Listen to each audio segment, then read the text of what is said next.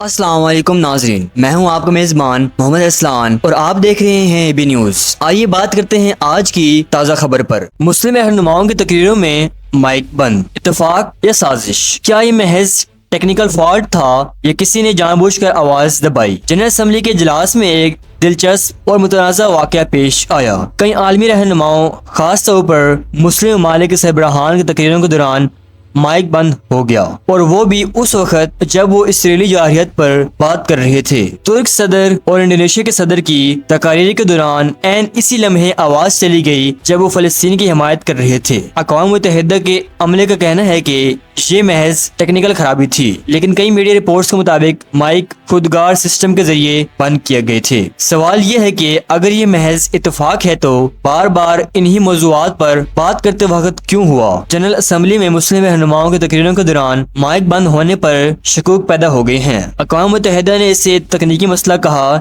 لیکن کچھ رپورٹس کے مطابق یہ سنسرشپ تھی۔ کیا آپ سمجھتے ہیں کہ یہ محض فالٹ تھا یا جان بوجھ کر آواز دبائی گئی؟ کمنٹس میں اپنی رائے دیں کہ اقوام متحدہ کے اجلاس میں اس طرح کی خاموشی قابل قبول ہے یا نہیں۔ یہ واقعہ ممکن ہے کہ عالمی میڈیا پر بڑا تنازع بن جائے اور اقوام متحدہ کو مزید شفافیت کے اقدامات کرنے پڑیں۔ اس واقعے پر مزید تحقیقات کے بعد حقیقت جلد سامنے آنے کا امکان ہے۔